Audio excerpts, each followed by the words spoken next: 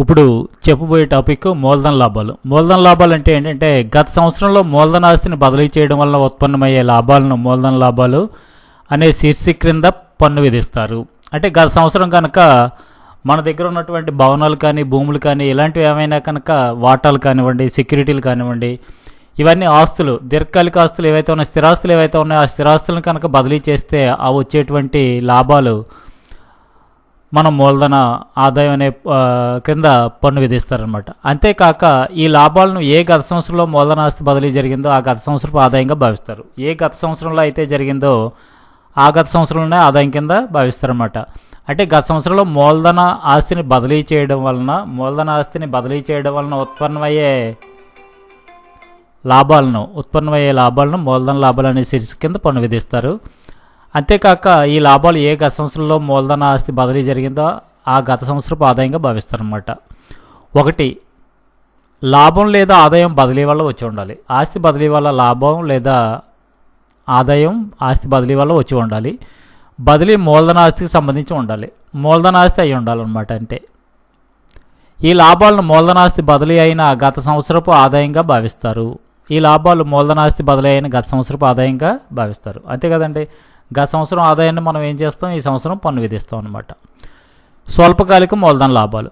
అస్సీ మూలధన ఆస్తిని బదిలీ చేసిన తేదీకి ముందు 36 నెలల కాలం మించకుండా ఉన్నట్లయితే ఆ ఆస్తిని స్వల్పకాలిక మూలధన ఆస్తి అంటారు.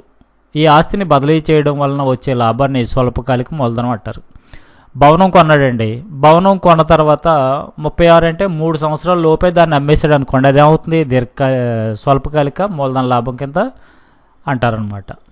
అంటే 36 నెలలు మించినట్లయితే అది దీర్ఘకాలిక మూలధన లాభం అవుతుంది. 36 నెలల కాలం మించకుండా ఉన్నట్లయితే ఆస్తి స్వల్పకాలిక మూలధన ఆస్తి అంటారు.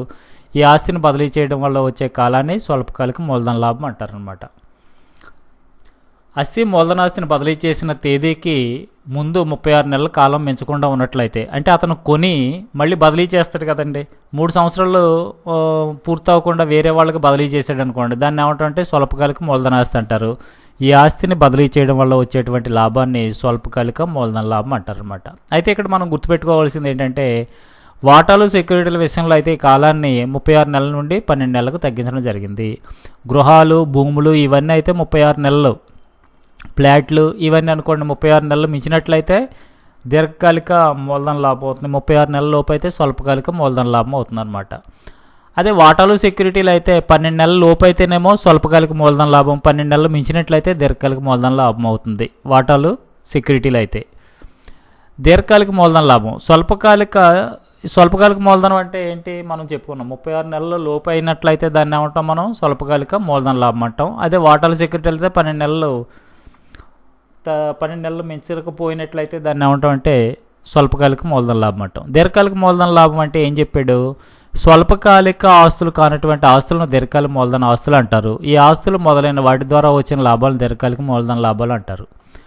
అంటే స్వల్పకాలిక ఆస్తులు కానటువంటి ఆస్తులు దీర్ఘకాలిక మూలధన ఆస్తులు అంటారంటే ఇక్కడ ఏంటనమాట, 36 మూలధన ఆస్తి 36 నెలలు మించి బదిలీ చేసినట్లయితే, 36 నెలల తర్వాత 3 సంవత్సరాలు పైబడి బదిలీ చేసినట్లయితే ఆస్తి అవుతుంది, దీర్ఘకాలిక ఆస్తి అవుతుంది.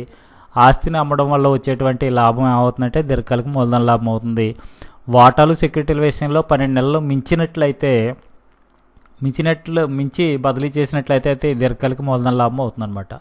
ఈ ఆస్తులు మొదలైన వాటి ద్వారా వచ్చిన లాభాలను దీర్ఘకాలిక మూలధన లాభాలు అంటారనమాట. మూలధన ఆదాయాల్లో చేర్చకూడని అంశాలు. మూలధన ఆదాయాల్లో చేర్చకూడని అంశాలు ఏంటంటే, వర్తకపు సరుకు వర్తక ఖాతాలో ఉంటుంది కదా సరుకు, అది మూలధన ఆస్తి కాదు, రాబడి అనమాట, రాబడి అంశం అవుతుంది అది.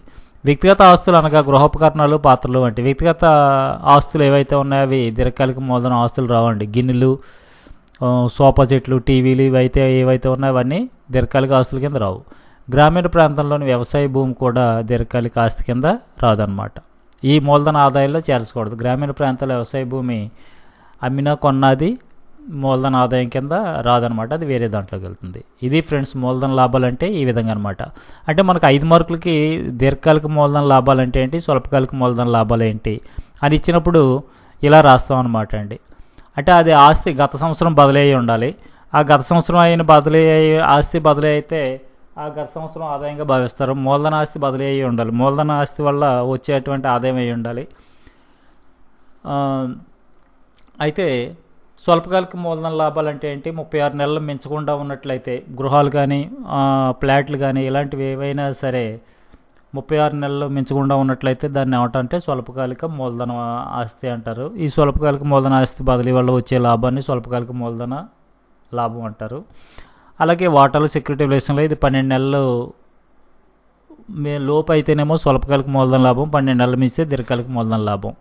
దీర్ఘకాలిక మూలధన లాభం ఏంటంటే దీనికి ఆపోజిట్ రాసేస్తారు. 36 నెలలు మించినట్లయితే అంటే స్వల్పకాలిక మూలధనం కానటువంటిది దీర్ఘకాలిక మూలధన లాభం అని మనం, మీరు దీర్ఘకాలిక మూలధన లాభం ఒకటే అడిగాడు అనుకోండి, అలాంటప్పుడు స్వల్పకాలిక మూలధనం కాని దాన్ని దీర్ఘకాలిక మూలధనం లాభం అనేది చెప్పవచ్చని చెప్పకూడదు.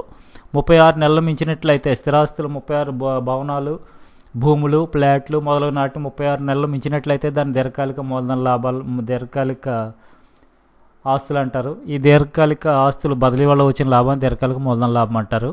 అదే వాటాల సెక్యూరిటీలు విషయంలో 12 నెలలు మించి బదిలీ చేసినట్లయితే వాటిని దీర్ఘకాలిక ఆస్తులు అంటారు, దీర్ఘకాలిక మూలధన లాభాలు అంటారు అని చెప్పి రాస్తారనమాట. వర్తకం సరుకోటి వ్యక్తిగత ఆస్తులు, గ్రామీణ ప్రాంతాల్లో వ్యవసాయ భూమి మూలధన ఆస్తుల కింద తీసుకోకూడదు అనమాట. Thank you very much for watching my videos. ఇది 5 మార్కులకి వెరీ ఇంపార్టెంట్ అండి.